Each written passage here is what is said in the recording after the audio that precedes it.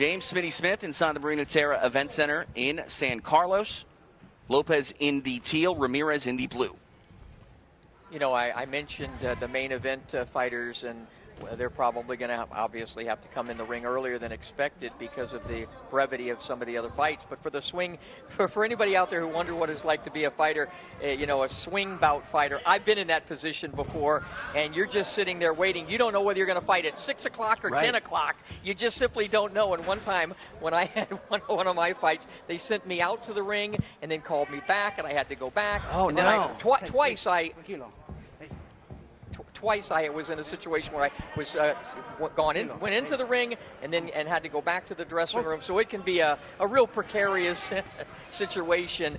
But the swing bouts can bail you out sometimes. That was a nice hook by Lopez. We see now, you know, these fighters making the most of this opportunity. Both men 3-0, undefeated. Didn't know when they were going to be fighting, Smitty, and now they find themselves in front of a worldwide audience live on UFC Fight Pass. Both unbeaten guys. Lopez appears to have more power. I like the way he torqued that left hook a moment ago. And when you're in the swing bout, Smitty, as you mentioned, are you just constantly trying to stay loose, trying to get a good sweat on? It's a very, very difficult situation because you want a fighter.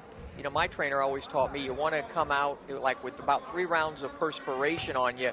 And when you're a swing guy, you know, you can have that going on and then be ready to go out, and then they tell you not to go out, or you can come too early to it's just a really difficult situation because sometimes you spend everything in the dressing room, you know. It's really difficult. And the best thing to do is just try and stay as relaxed as you can, mentally, physically, and spiritually until called upon. Nice uppercut there. Found the chin of Ramirez by Lopez. Lopez fighting out of Cuba. It's been a good night for the Cubans inside the ring. And one interesting thing, these aren't the Cubans I'm used to from Miami. They throw everything. These aren't the Irislandi Laras and you know, Casamayors. These guys throw everything hard. You can hear the small crowd that is inside the Marina Terra Event Center here. You know, staff and production kind of coming alive a little bit. These guys putting on a show. One thing I don't like from Lopez is his head he's doing some upper body movement, but his head's a little too stiff and in front. Good body shot by Ramirez there. Seems like there's been a real change in the Cuban fighters. And it's probably a product of their amateur training now. Stop.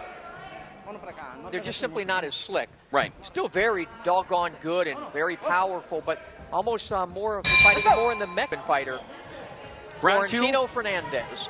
Round 2 underway here in San Carlos. Featherweights inside the ring. Cuba's Lopez in the teal. Mexico's Ramirez in the blue.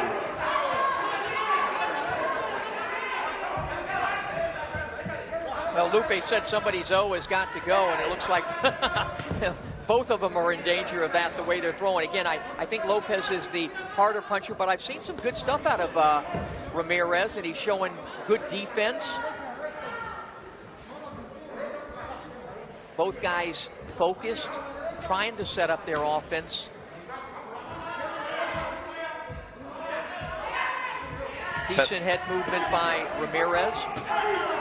Featherweights inside the ring right now. Again, this is our swing bout. Don't forget our welterweight main event coming your way. A little bit later, we see Santiago Dominguez, the Sonora State native, the man they call Summer, taking on a very game Ricardo Lara. That's your main event coming up after this. But round 2 of 4 scheduled. I haven't seen Ramirez fight, but what I would like to see, I think he'd have more success if he'd get on the inside, kind of try to glue himself to the body of Ramirez and try to land some body shots. But perhaps that's not his style. Nice right hand over the top by Lopez. Ooh. Left hook by Lopez. You can see some of the damage there on the face of Ramirez. And for Lopez, he just needs to keep this fight on the outside and land his combinations. He's a good combination puncher. Ooh, that one looks like it went low. Referee immediately recognized that. I think this is the second shot that has landed below the belt, Smitty. We saw one earlier where Ramirez just dropped to a knee and got back to fighting relatively quickly, but this one seemed to have more pop on it. I do think it was low. The trunks are very high by Ramirez, but I do think it was it's straight low. We'll see how low. Very low, I would say. Yeah. Very low. I mean, everything south of the border when we're in Mexico, but that was definitely south of the border. About as low as you can go, and I know that feeling too, but I won't describe it. I'll spare the fans for how that feels. I think I have a good idea. So, I mean, what do you do here if you're the referee? Are you contemplating taking a point? Is it still too early for that? Yeah, absolutely not. That would be bad because he didn't warn him, and clearly it was unintentional. And you definitely want to warn a guy at least for a low blow at least once. I mean, take me inside the mind here of Ramirez. Obviously, you have up to 5 minutes. How would you spend this to try to recover as much as you can? You know, that all depends on the human being, the man, the fighter, you know, what you're dealing with, or how often you've been in that type of situation. You have the protective cup, and but nevertheless, when they're low like that, even when you get hit on the cup, it hurts. So it just depends on the individual. I think he took but it seems like he took a minute or two, and right back to the body goes Lopez. We'll see if Ramirez can utilize that low blow as some sort of motivation. He's definitely swinging. Blood coming from his nose, Ramirez. But now he's getting a little irresponsible with his defense. Another low blow, I think. Yeah, and again, you can see Ramirez taking a knee. This is now likely the third low blow. Again, the first one wasn't really a long, drawn-out process, but and this one, you know, a lot quicker, back-to-back low blows compared to the first. I would have taken more time. Now I think he runs into the situation of he's already, by the way, not everything's going low, because he's really busted up as well. It's true. Ooh, nice left hand there by Lopez. Spa Event Center in San Carlos. Night 2 of our 2-night doubleheader for RJJ Boxing on UFC Fight Pass.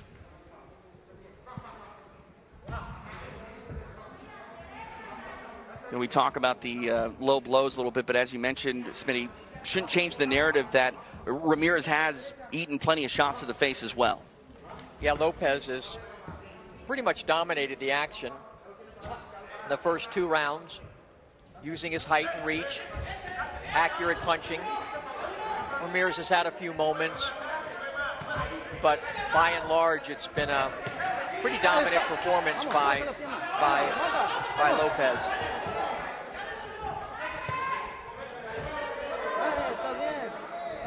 And another one low. Got to take a point. Ramirez, He's got to take a point now, I think.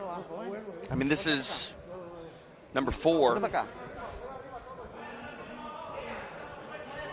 And he is taking a point.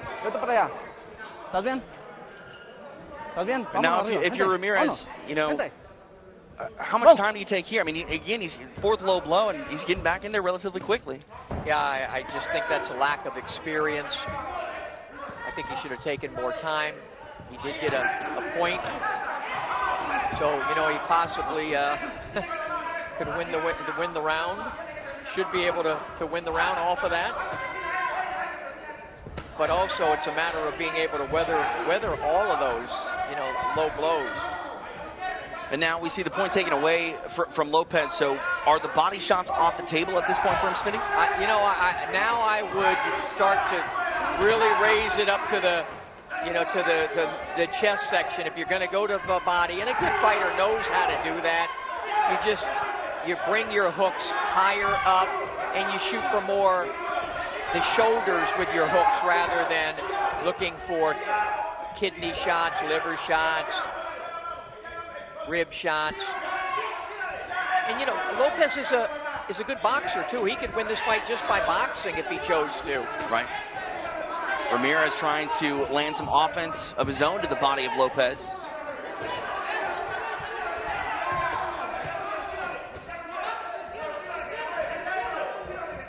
These featherweights definitely going to war. Undefeated boxers inside the RJJ ring tonight. Our swing bout.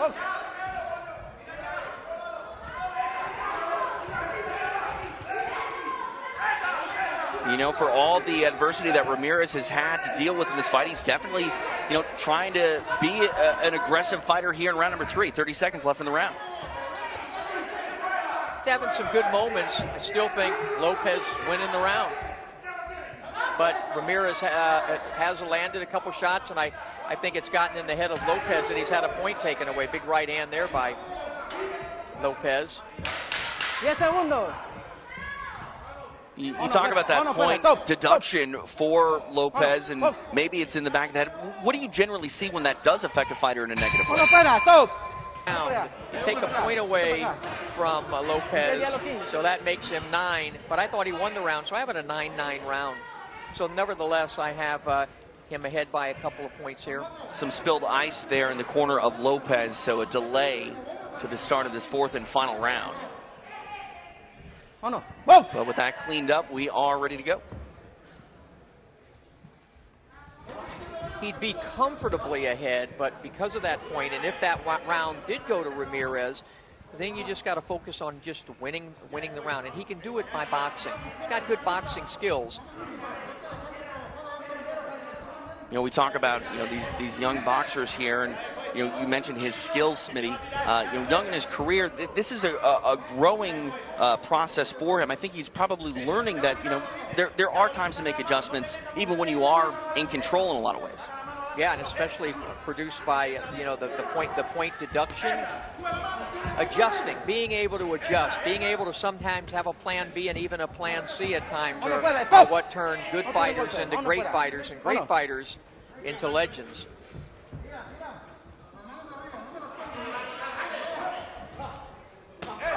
Just 2 minutes left here in this fight for these featherweights. He went back to the body there. There he went it again. Really, I can see why he wants to go to the body, because it's there and it really has an effect on Ramirez. Even the legal shots.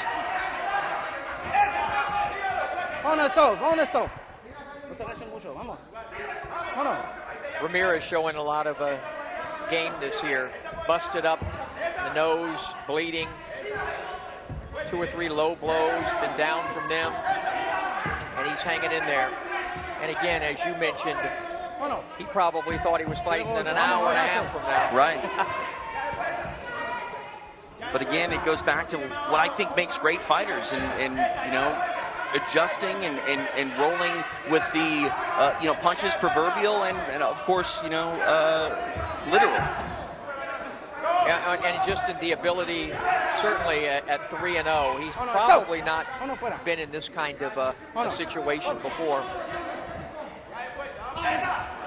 Less than a minute remains here in this 4th and final round. And what Lopez has to be careful is not to throw another low blow, not to get another, because it could end up being a draw if you do that. I still think that I would have him winning by a point, but I don't know how the judges had it. That last round, they might have given to Ramirez even, and then you add the other point, almost, you know, becomes a 2-point round. 30 seconds left here. We'll see what these 2 featherweights have left in the gas tank as we close out this fight. You see Ramirez clinching a lot more here down the final moments of this bout.